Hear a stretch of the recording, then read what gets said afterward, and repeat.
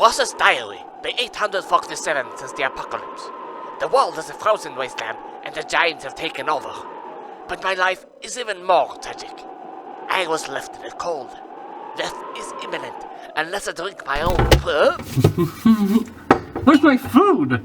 Ross? Ach, you ruined my immersion! Next time, knock before you open the fridge.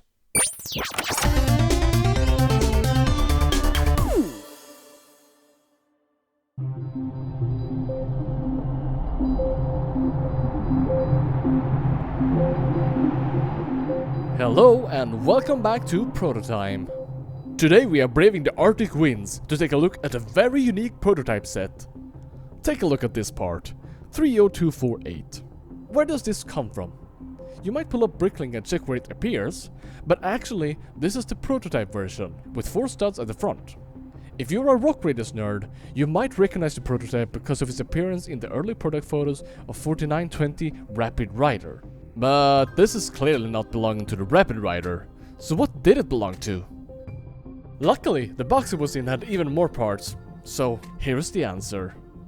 This is a prototype of a set that released in the Arctic line in 2000, 6574 Mobile Outpost. What? Oh no, the misinformatic is going off. I must have said something wrong. Let me quickly double check and... 6520? Right. This is a prototype of set 6520 Mobile Outpost.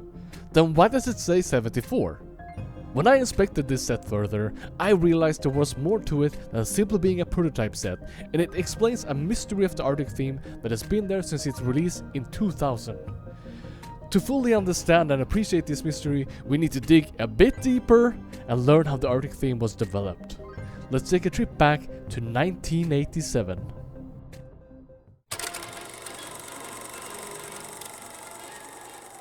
A long time ago, the Arctic and Antarctic were the final frontiers of land to be conquered and explored by humankind.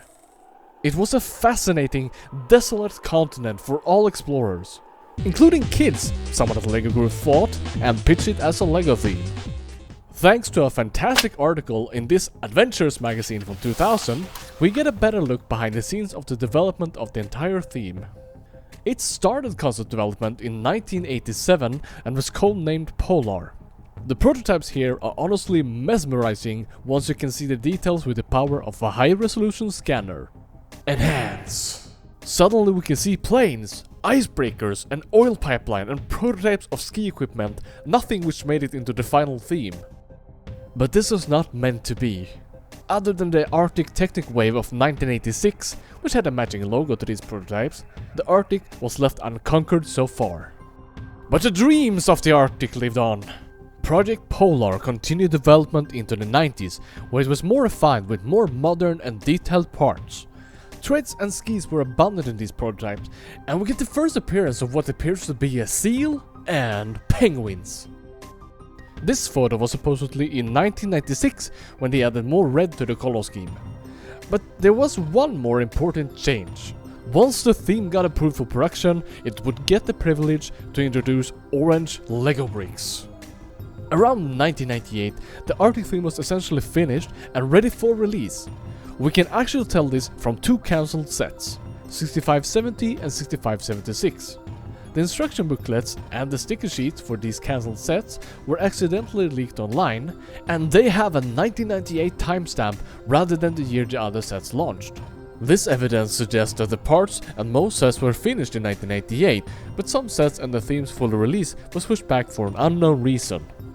The helicopter rails I showed earlier suggest this as well. This mold was finalized in 1999 for LEGO Rock Raiders. If the prototype was built during 1999 to launch in 2000, the rails would not have been prototype versions at all. This prototype build was therefore likely put together in 1998 or earlier, before this mold was finalized. Tragically, this little delay actually caused the Arctic theme to not be the first theme to introduce orange bricks, but it will still be first in my heart. Another reason we need to bring up the cancelled sets is the numbering. Arctic sets had an interesting synergy between the set number and the contents of the set. Most of the sets namely had numbered stickers indicating the set number. Let's take a look at all the sets of the Arctic theme in numerical order, as well as the attached stickers, and see if we can find a pattern. First, we have 6520 Mobile Outpost, containing 2 vehicles and a mobile base. The stickers say 20 on the mobile vehicle and 24 on the little scooter. 6569 is a combo pack of 2 sets, but if you check LEGO's website, they have the original product shots of this set where it says it is both 6569 and 6586, and the stickers on the set say 69. It is a bit vague, but this suggests it technically might have been both set numbers. 6570 is this council sled and has stickers on the side saying 70. 6573 is another threaded vehicle with stickers saying 73 on its sides. 6575 is the large polar base, which actually has both stickers 75 and 76, each on a different building. 6576 is a cancelled sled set with no number stickers, but the 76 sticker was already in the base, so that might have been moved in some way. 6577 is this little scooter, unfortunately without any number stickers. 6578 is a tiny set included in the 6569 combo pack, again without stickers. Finally, we have 6579 Ice Surfer, with a flag proudly saying 79. The last 2 sets are technically duplicates. 6586 appears in the 6569 pack, and 6626 is the same as 6577. But there's one set amongst all of these that stands out the most to me. That's right, 6520. And this always bothered me when I was collecting and researching the Arctic theme. The question was, why was it so far from the other sets? If we exclude it and look at the set numbers near Arctic sets again, we can fill in a lot of the blanks. Most are Extreme Team sets released in 1998, which was around the time the Arctic sets should have been finalized. But once we reach 6573, there is nothing but Arctic sets up until 6579. Except for one. In this sequence of set numbers, 6574 is the only set unaccounted for by any theme. And here it is! So, from this knowledge, it is pretty clear that this was the intended 1988 version of the set, but for some reason it was changed into set 6520. Before we take a closer look, let me clarify that this was found broken apart and has less stuff than the released set 6520. There are no minifigures, nor a polar bear. This is my best guess at reassembling it, and I will never know if there was any more that was lost over time. Such is the nature of hunting for prototypes sometimes. To figure out how it was built, you need to, I don't know, contact the original designer of the set? So that's what I did. Brickset recently started a very helpful trend where they allow LEGO designers to create lists of sets they've designed and adding any notes about the development of the set themselves. On Brickset, the designer is clearly listed. Bjarke Lykke Madsen. I need to work on my Danish. He also gives some very useful backstory on the design process. Bo Eggert originally designed the set, but due to some changes, I was asked to design a bigger set that should include more stuff. I redesigned the belt vehicle and the blue mobile base, and I included the chain, which is brand new at the time, to pull the base. Lastly, I added the polar bear. I specifically recall the fun I had building with the orange Lego bricks. That color was launched for the first time for this product line. There we go! This information is really useful. Apparently, this was handed off to him by another designer, and Bjarke just finished the set. From this, it does sound like this prototype version might not be missing anything after all. It might have been in the middle of being redesigned. I know, what if I contact Bjarke and... I guess not. So, if not even the designer remembers, or maybe he just can't share such secrets, I guess this is what we'll have to work with for now. Unless I contact Bo Eggert, and I never received an answer. Alright, this is all we can do for now. Time for a closer look. First of all, the most exciting part is that this is from such an early stage that the construction of the prototype set actually differs from the released retail version. Let's put the prototype next to the retail set to explore them both simultaneously. The released 6520 mobile outpost consists of a threaded vehicle, a mobile base, a small scooter for exploration, 2 crates of supplies and tools, 2 minifigures, and 1 polar bear, which was a new animal for this line. With the 6574 prototype set I found, we are left with only the main vehicle and the mobile base. The vehicle has 6 wheels on a sturdy set of treads. Rubber treads were a feature that in 1998 had not yet been produced for a set involving minifigures. A supporting plate is missing on the prototype, but the construction itself is the same. On the front, there is supposed to be a hook for various Arctic towing needs, but unfortunately it is clearly missing from the prototype. The side is adorned by the set's ID. Since this is 6520, it has a 20 on the side, and well, that is why I would conclude that this was supposed to be set 6574. The roof maintained the same features and part like before, but was shortened a fair bit on the final set. Time to look inside. The design of the front of the cabin is nearly the same, only a brick with a control panel is missing. This part wasn't introduced until 1999, so it is likely it was a later addition to this set. More importantly, we can see that the design of the vehicle itself is fundamentally different in the back here.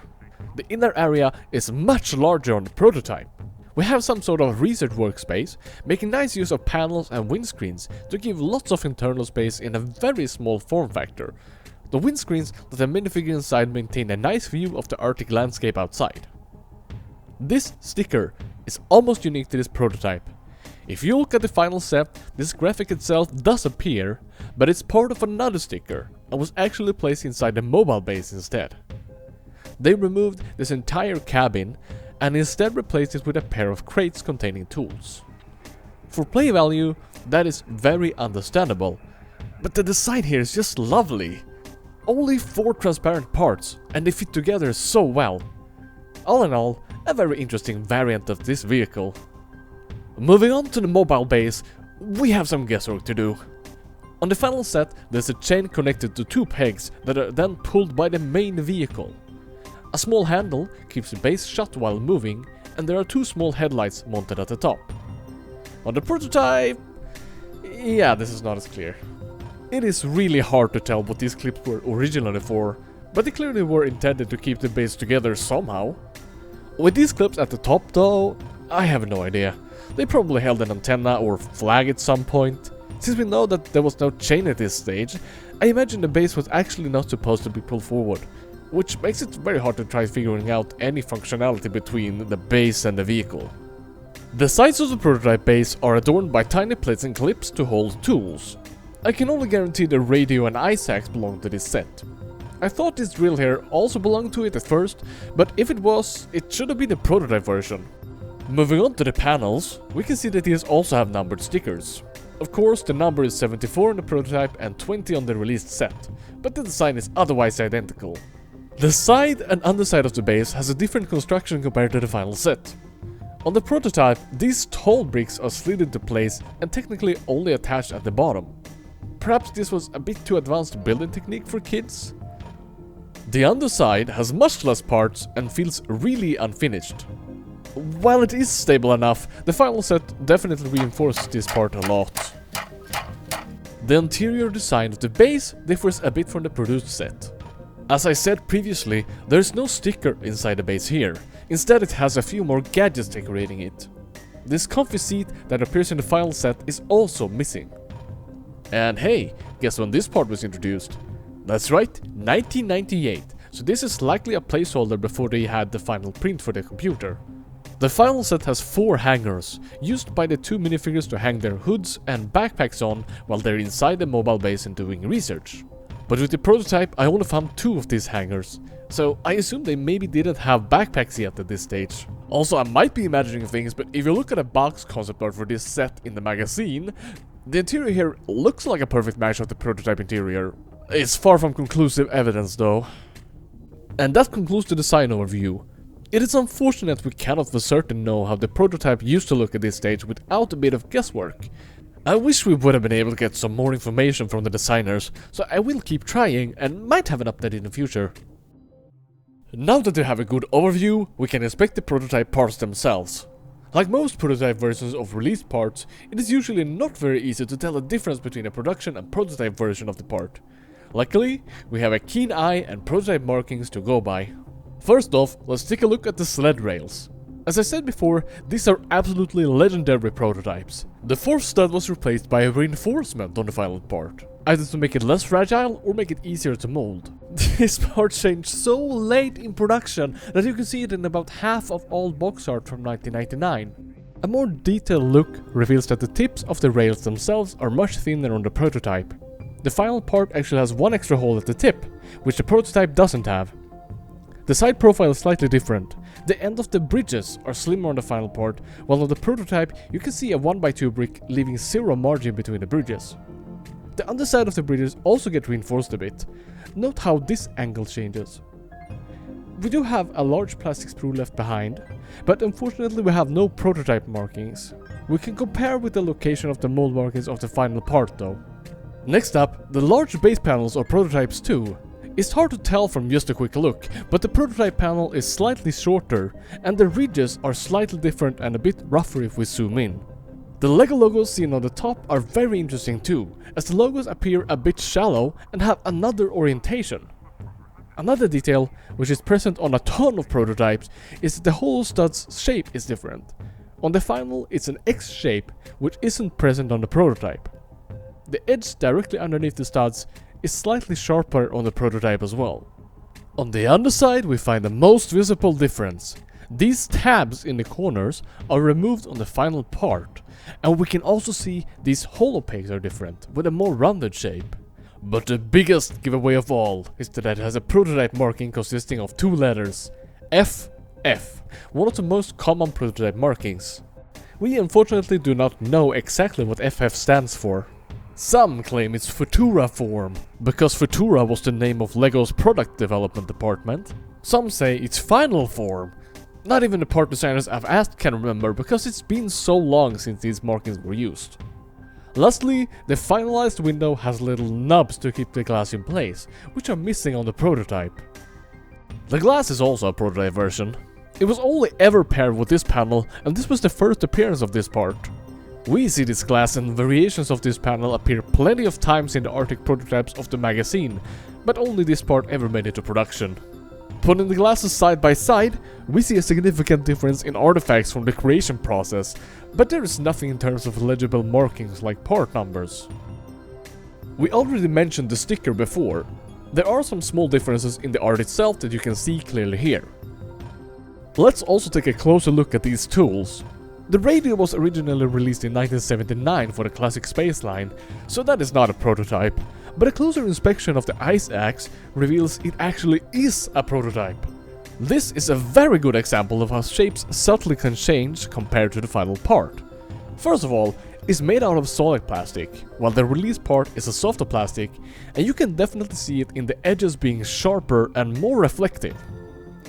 The blade of the axe has some rough ridges, indicating the mold was not polished, and we can also see its width is the same all the way.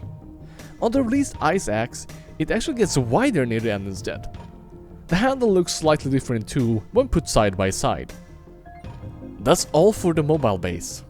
The threaded vehicle has some very interesting prototype parts, namely the threads. You can see the difference in texture and that the rubber knobs are a different size. The wheels have a few differences as well. There is a large bump on each of them, and the resistance for the wheels to turn is really high, even compared to the final set. In fact, it is so high that the vehicle can barely be driven forward. It's incredibly stiff and awkward. I would attribute some of that to the aging rubber, but I sure am glad the final set could at least move.